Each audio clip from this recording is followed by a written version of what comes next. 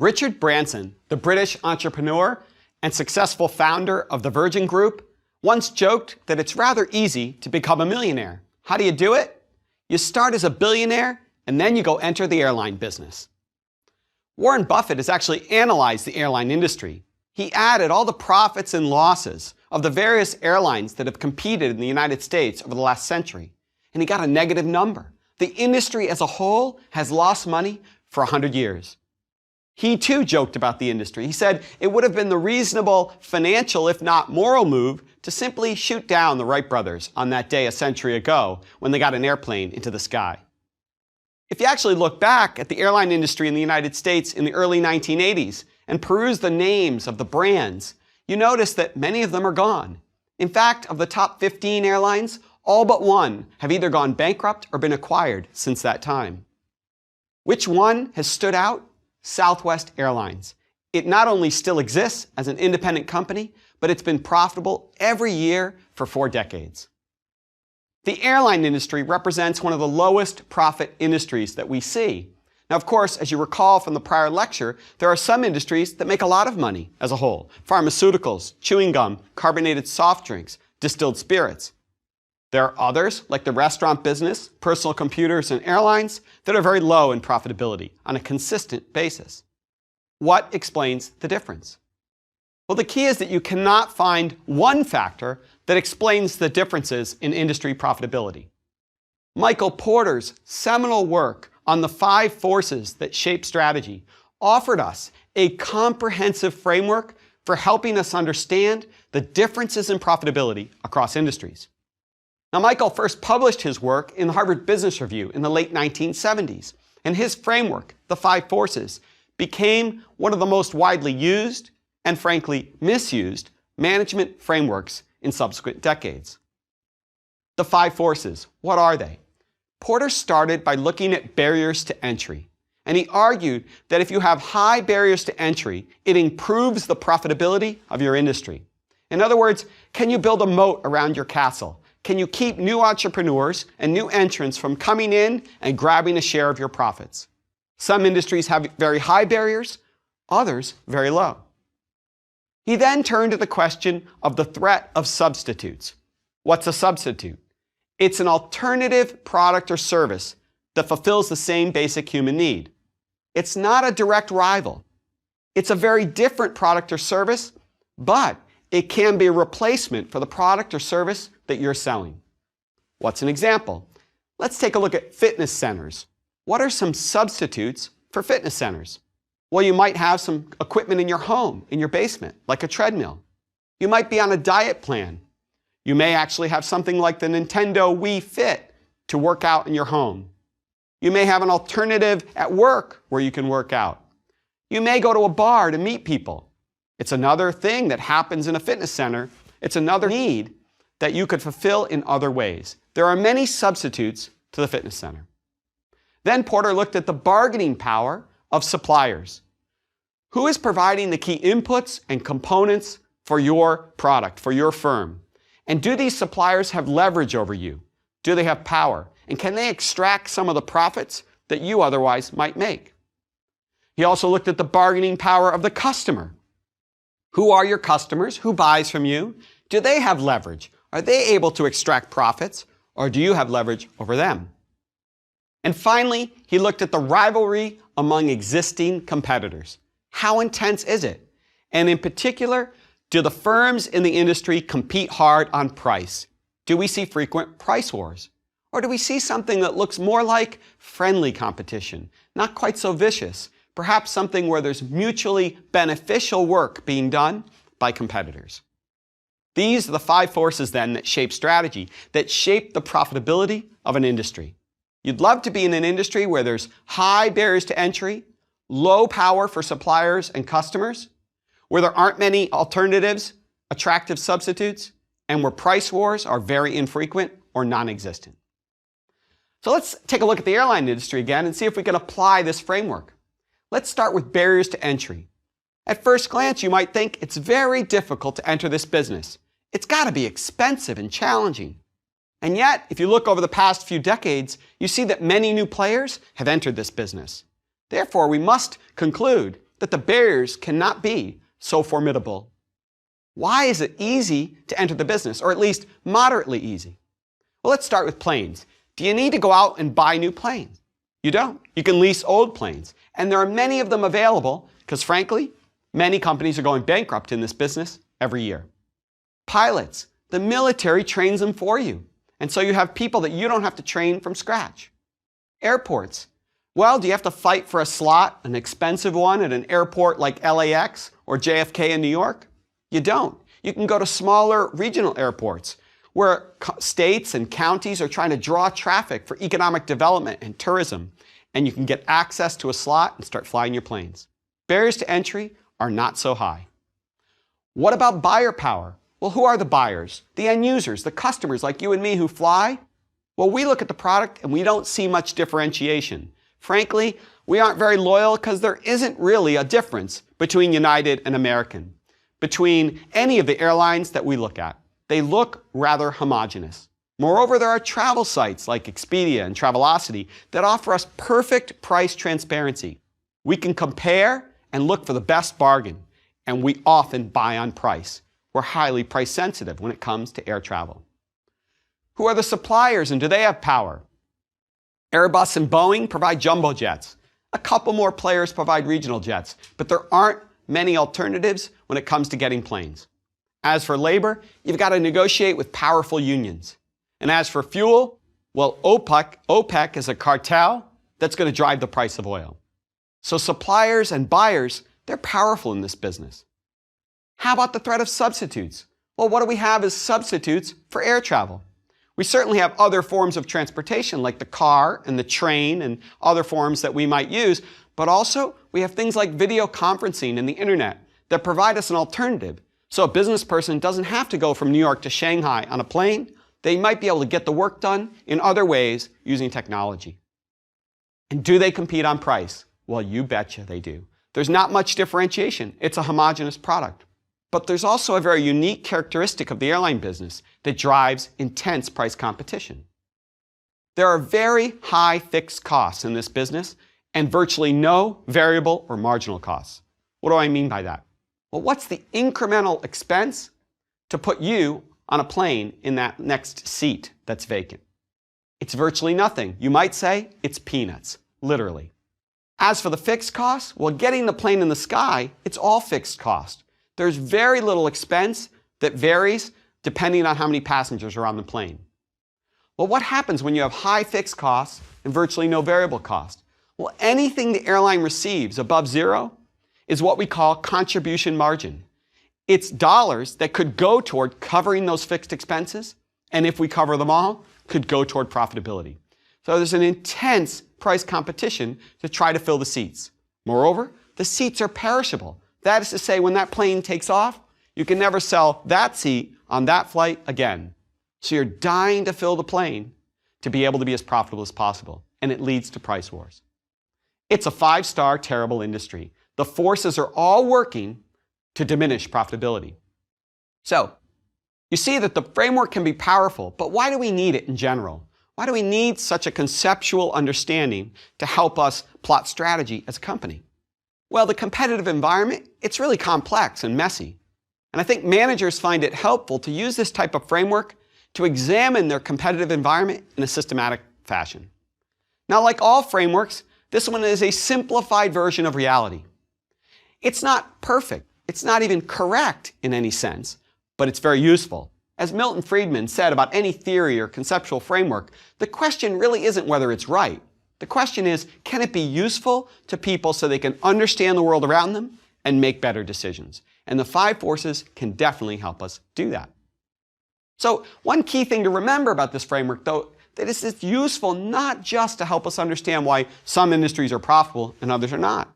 We can use the framework to help us with other key strategic choices. Do I want to enter a particular market? Do I want to launch a venture? Or perhaps as an established company, move into an adjacent market? Do I want to exit? Might I want to get out of this business? Understanding the five forces and the attractiveness of that industry helps us with the entry and exit decision. What if consumer tastes or technology or government regulation are changing in a substantial way? Can I use the 5 forces to understand the impact on my profitability moving forward? You also can use the framework to think about how you might position your company to deal with some of the real threats that you face. How can you find a segment within what might be a really tough industry where a segment perhaps is a little more profitable and you might be able to thrive, whereas in the industry as a whole, many are losing money. And finally, you might be able to think about how you as a leading company in the industry might shape a more favorable industry structure. Can you do some things that perhaps raise barriers to entry and lift all boats, not just increase your profitability, but make the environment better for all? Now, where did this framework come from? As I say, Michael Porter first wrote about this in the 1970s. He was trained as an economist, but he was working at Harvard Business School, training managers who were going to go out and launch careers in the workplace. Now, economists typically begin by examining the behavior of firms in the economy by building models of what they call perfect competition. Now, there are certain assumptions that are embedded in these models of perfect competition. Here are those assumptions. Free entry and exit. It's easy to get in and out of the business. There are many buyers and sellers, and they're all relatively small and equal in size. There's complete information about the goods and services, the costs of producing them and delivering them. The goods themselves, they're homogeneous, they're relatively undifferentiated, and each firm is trying to maximize profits. What's the result of this perfect competition? Economists argue that this leads to maximum social welfare, and that's why they always start with this model of how the world works. What's the profit level for companies in that world, though? Well, economic profits equal 0.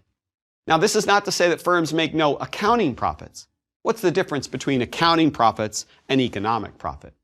Well, accounting profits do not include opportunity costs for the labor and the capital that are deployed in a firm. Economic profits also account for those opportunity costs. And when you do so, in a perfectly competitive world, economic profits equal 0 in these fundamental economic models that have been built and used by economists for many decades. Now, economists who studied industrial organization, in history, they tended to examine markets characterized by imperfect competition from the perspective of the consumer. They were looking for antitrust issues. Were there instances of imperfect competition where firms might be engaging in behavior that harms consumers, that diminishes social welfare?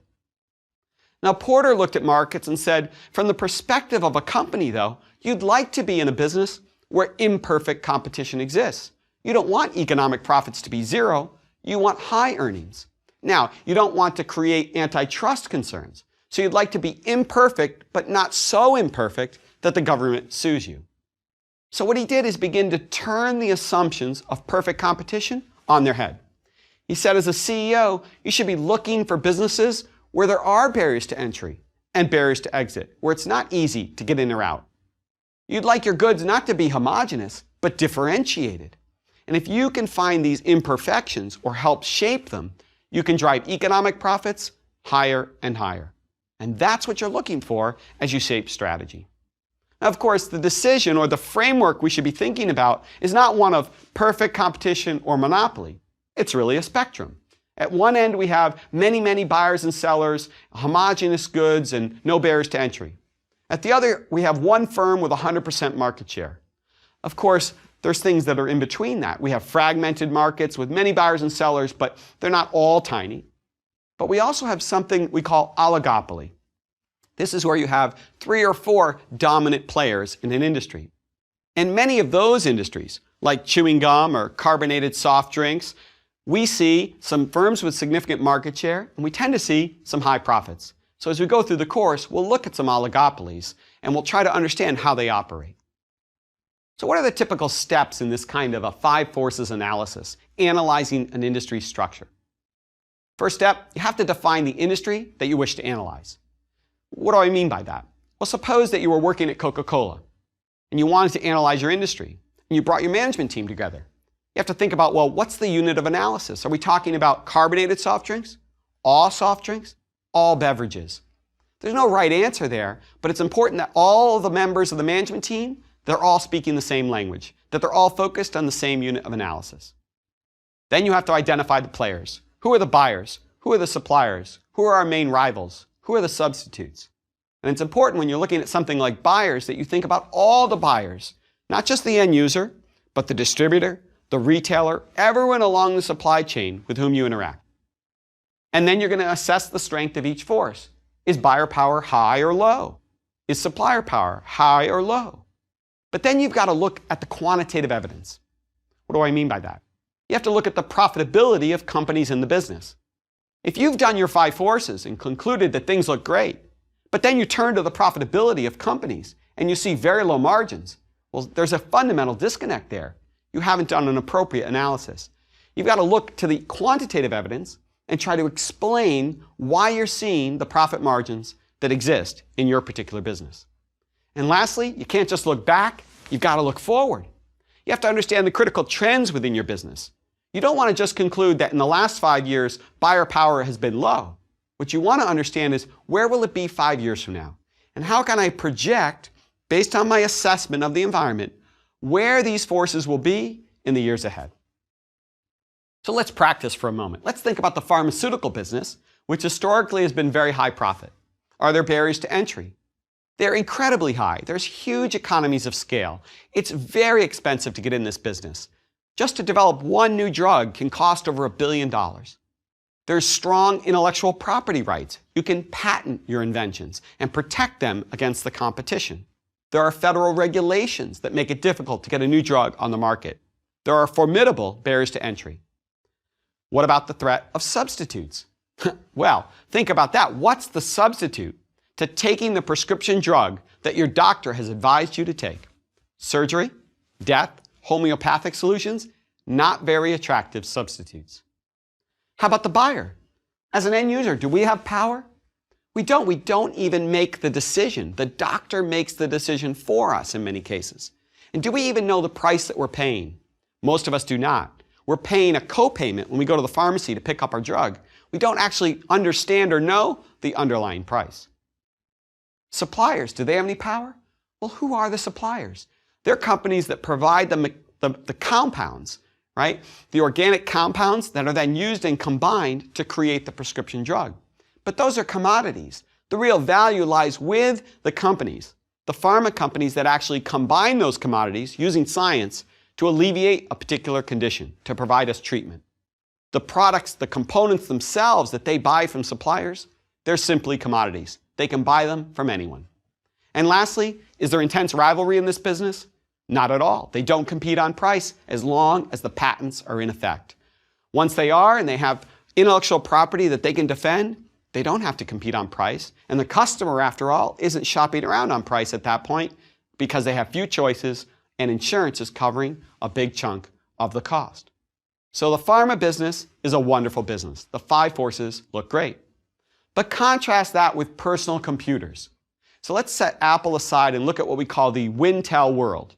The market for assembling and selling personal computers that operate off the Windows platform and largely off of Intel microprocessors.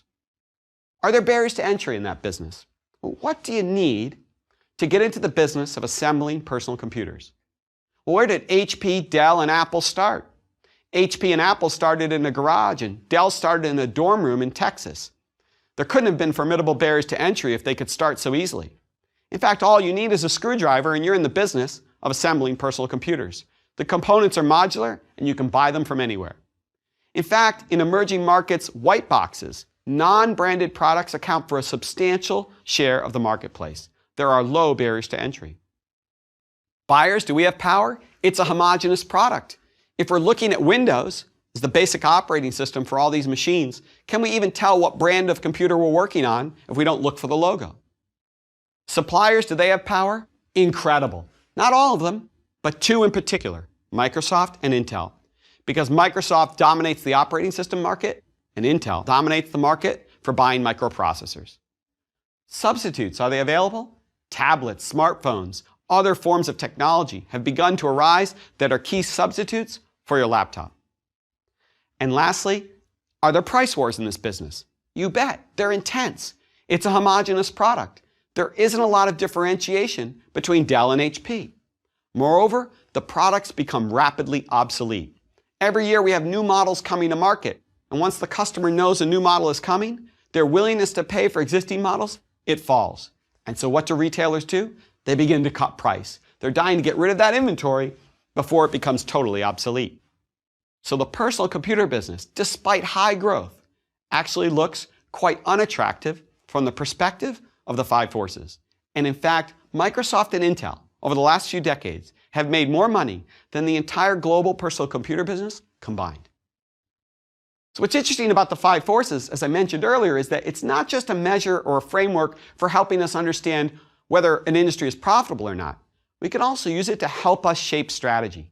We can think about the negative forces in a business and ask ourselves, how can we craft a strategy that mitigates some of those negative forces?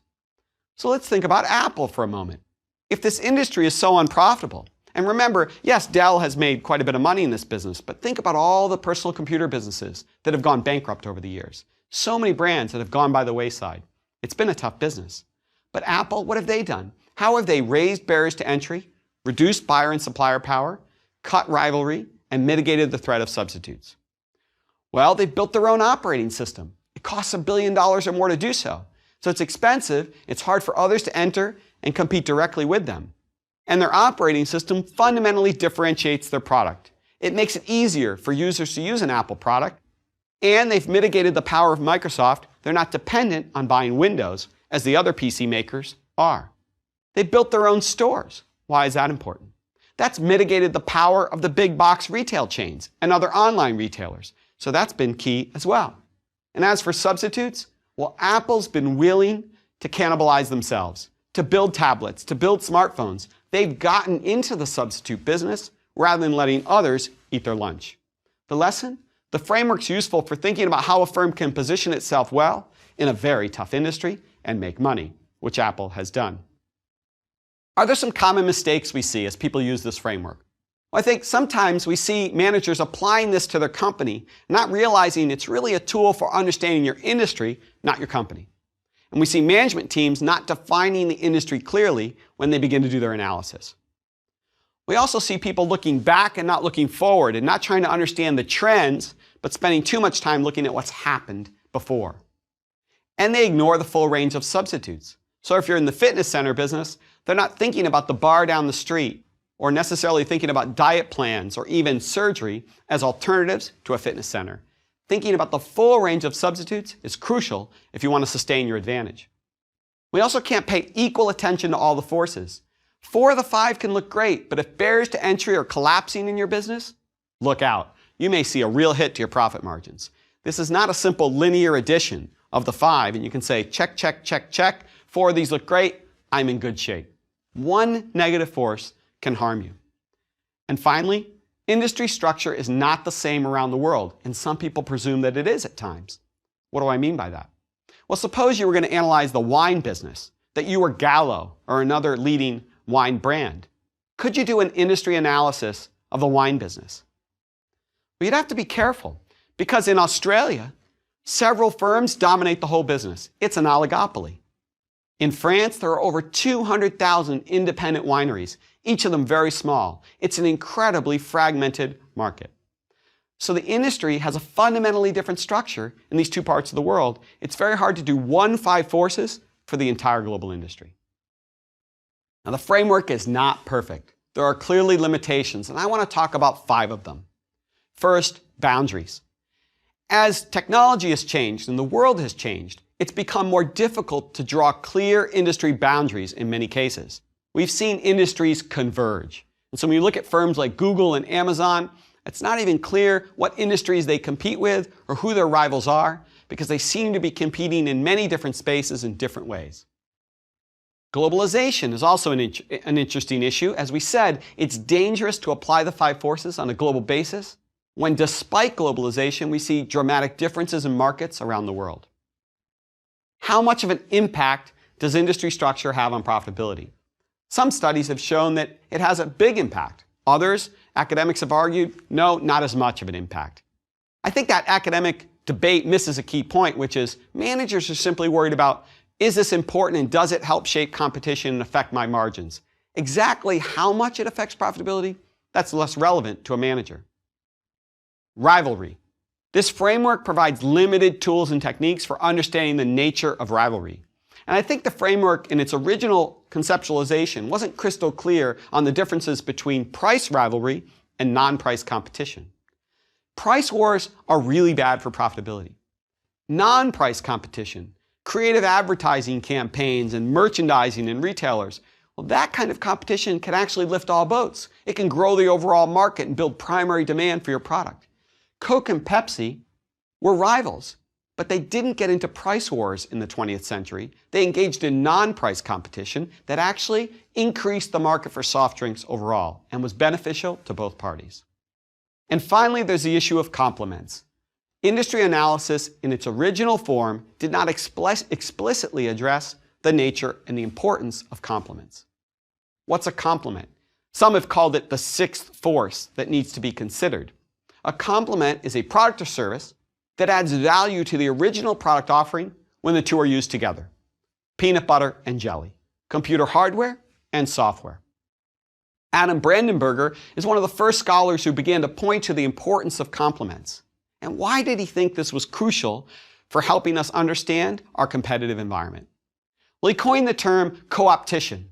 He said there are instances, many of them, when competitors are also cooperating to achieve strategic objectives. And this can be quite tricky. When you have someone who's both your rival and someone who's producing a complement to your product. Samsung and Google. Samsung makes the phone, and Google makes the Android operating system. But Google's also competing directly with Samsung in the phone market at times. So you have this interesting dynamic of the rival and the complementer being one and the same. When it comes to complements, it's really important to understand the business model and how it works. So let's take razors and blades, two complements. Gillette pioneered this model. How do they make money?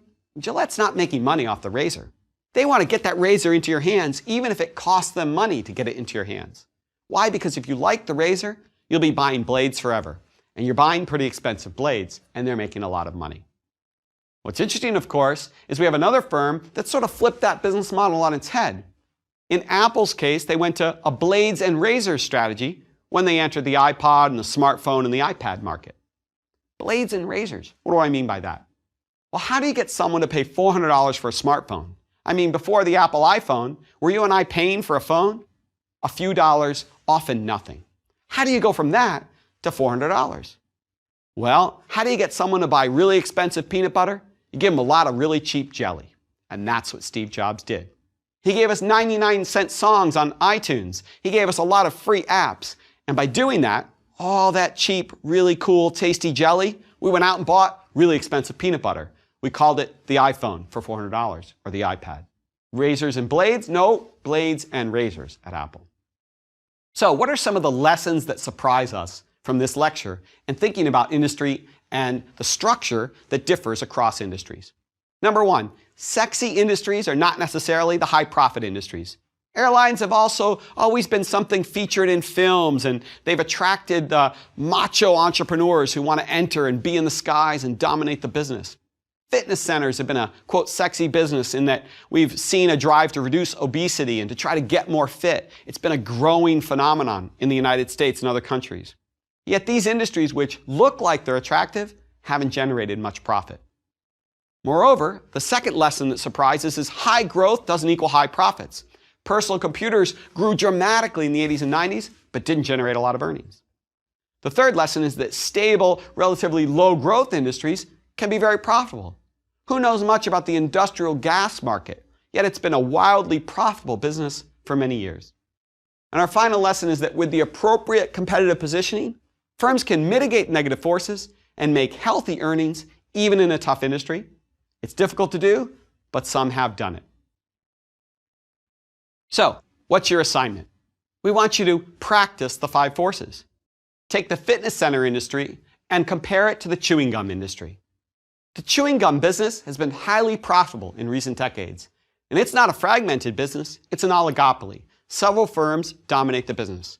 So your assignment, take the 5 forces, work through them for chewing gum, and try to explain why this business has been so profitable in contrast to fitness centers.